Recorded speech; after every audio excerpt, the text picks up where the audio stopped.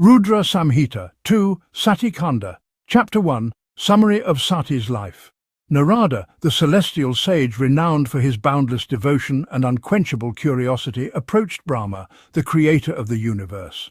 Bowing respectfully, he spoke with fervor. "O Brahma, through the grace of Lord Shiva, you possess knowledge of all things. You have already shared with me the wondrous tales of Shiva and his divine consort Parvati, yet my heart remains unsated. It yearns to hear more of these sacred stories from your lotus-like lips. Tell me more, O Lord, of the mysteries of Shiva's divine play." Brahma, delighted by Narada's devotion, nodded with a gentle smile. He began to recount the profound tale that reveals the eternal love between Shiva and Sati, the trials they faced, and the cosmic dance of destiny that reunited them. In the beginning, Brahma began, Shiva was known as Rudra, the embodiment of pure consciousness and the fierce manifestation of Lord Shiva. He resided on Mount Kailasa, in perfect meditation, unmoved by worldly desires. Rudra's yogic power was unparalleled, and his mind remained ever still, transcending the dualities of pleasure and pain. Even the mighty gods like Vishnu and the celestials revered him as the supreme goal. Yet despite his transcendence, Shiva often engaged in divine sports, playing his cosmic role in the vast drama of creation. In the ancient age, the goddess Sati, an embodiment of the divine feminine, was born to Daksa, one of the mind-born sons of mine. Her beauty and piety were unmatched, and her heart was naturally inclined towards Lord Shiva. From her very birth, she was drawn to the silent ascetic who dwelt amidst the snow-clad peaks of Kailasa. Her devotion was so deep that it could stir the very essence of time. When the time was right, Shiva heeded the request of Vishnu and the other gods who desired his union with Sati for the welfare of the universe. Shiva married Sati, accepting the duties of a householder even though he was ever detached. The divine couple lived on Mount Kailasa, where they delighted in each other's company, yet maintained their cosmic roles. But destiny, woven by Shiva's own Maya, had other plans for them. Brahma's voice took on a somber tone as he continued. The trouble began with Daksa's pride. Daksa, though blessed with wisdom, was blinded by arrogance. He could not comprehend the depths of Shiva's nature, which transcended all social norms. He viewed Shiva's simplicity and disinterest in the pomp of rituals as signs of disrespect. Thus, a rift formed between father and son-in-law. When Daksa decided to perform a grand yajna, sacrifice, he invited all the gods, including Vishnu, myself, and even the lesser deities, but deliberately excluded Shiva. When Sati heard of this, her heart ached. Despite Shiva's warning and reluctance, she sought her father's presence, hoping to bridge the gap. Shiva, understanding the inevitability of fate, reluctantly allowed her to go.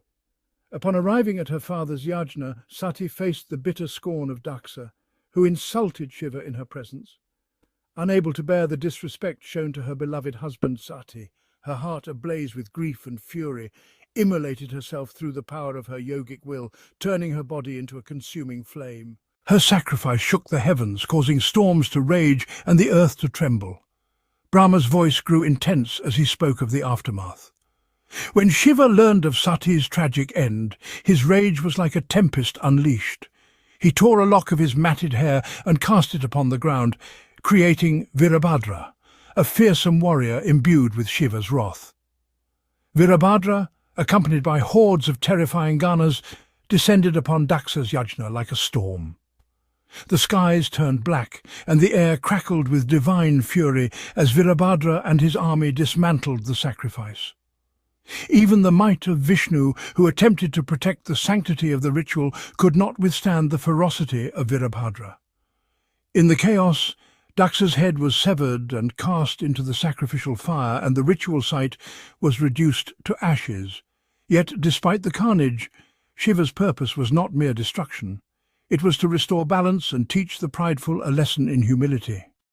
Yet Shiva's heart, though fierce, held an infinite well of compassion, Brahma continued, his voice softening. Moved by the pleas of the gods and the remorseful Daksa, who now realized his folly, Shiva relented. He restored Daksa's life, though his head was replaced with that of a goat, symbolizing the humility that had been forced upon him.